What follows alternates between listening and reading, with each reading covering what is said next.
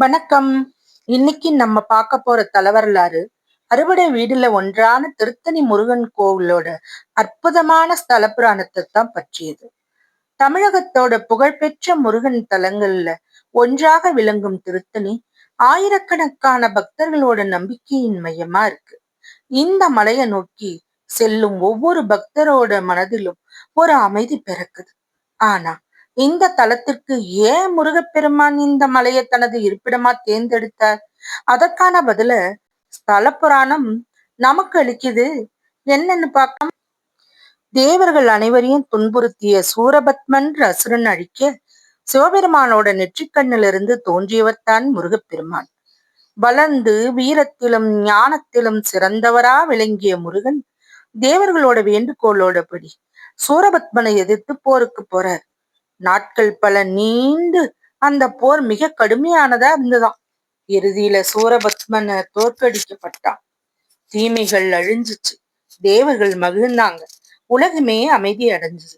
ஆனா போரோட வெம்மை இன்னும் முருகப்பெருமானோட உள்ளத்துல இருந்ததா புராணங்கள் கூறுது. அப்ப அவர் அமைதியான ஒரு மலையை தேடி வந்தார். அவர் வந்தடைஞ்ச இடம்தான் இன்றைய திருத்தணி. தனியினா தனிதல், குளிர்தல், அமைதி அடைதல் அப்படிங்கிறது பொருள். சூரசம்ஹாரத்துக்கு பிறகு தனது கோபம் தணிந்த இடம் அப்படிங்கிறதுனால இந்த தலம் திருத்தணி அப்படின்னு அழைக்கப்பட்டதுன்னு பக்தர்கள் நம்புறாங்க. மலையின் மீது அமர்ந்த முருகப்பெருமான் உலக நலனுக்காக அருள்பாலிக்க தொடங்கினார். காலப்போக்கில் இந்த இடம் மிக புனிதமான தலமா மாறியது.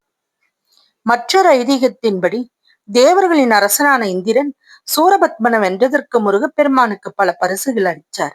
அதுல முக்கியமானது ஐராவதம் அப்படின்ற தெய்வீக வெள்ளை யானை. இன்னும் திருத்தணி வரலாற்றுல ஐராவதத்திற்கு முக்கிய இடம் இருக்கு.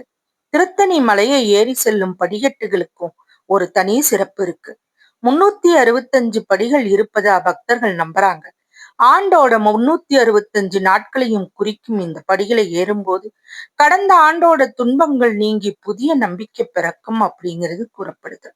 பழைய காலங்கள்ல பக்தர்கள் பல கிலோமீட்டர் தூரம் நடந்து வந்து இந்த படிகளை ஏறி முருகனை தரிசனம் செஞ்சிருக்காங்க. இன்னைக்கு கூட பலர் விரதம் இருந்து பாத யாத்திரையா வந்து முருகனை வழிபடுறாங்க. காவடி தூக்குறாங்க, அலகு குத்துறாங்க. திருத்தணி கோவில்ல முருகப்பெருமான் மிகவும் அமைதியான திருக்கோலத்துல காட்சி தரார். சூரனை வென்று மட்டுமில்லாம அருள் வழங்கும் தெய்வமாகவும் இங்கு வழிபடுறார். திருமண தடை நீங்கவும், வேலை வாய்ப்பு கிடைக்கவும், கல்வியில முன்னேற்றம் பெறவும், குடும்ப அமைதி கிடைக்கவும் ஆயிரக்கணக்கான பக்தர்கள் இங்கு வந்து வேண்டிக் கொள்றாங்க. பல பக்தர்களோட அனுபவங்களின்படி மனக்கழப்பத்தோட திருத்தணிக்கு வந்தவங்க மன நிம்மதியோட திரும்பியதாதான் கூறப்படுது. அதனால இந்த தலம் வெற்றியை மட்டுமல்லங்க, அமைதியையும் வழங்கும் தலமா கருதப்படுது. மலை உச்சியில இருந்து சுற்றுப்புறத்தை பார்க்கும் போது இயற்கையின் அழகும் ஆன்மீக உணர்வும் ஒன்றாக கலந்த அனுபவம் கிடைக்குது. அதிகாலை நேரத்துல மணி ஓசையும் பக்தர்களோட முருகா என்ற கோஷமும் மனதை நெகிழ வைக்குது. ஒன்றிருக்கும் இடமெல்லாம் குமரன் இருக்கும் இடமாச்சே. அதனாலதான் நூற்றாண்டுகளா இந்த தலம் பக்தர்களோட இதயத்துல தனி இடம் பெற்றிருக்குது. நண்பர்களே, திருத்தணி முருகனை தரிசிக்கும் வாய்ப்பு கிடைச்சா தவறாம சென்று தரிசியுங்க. பக்தியோடு அழைக்கும் அனைவருக்கும் முருகப்பெருமான் அருள் பாலிப்பார்.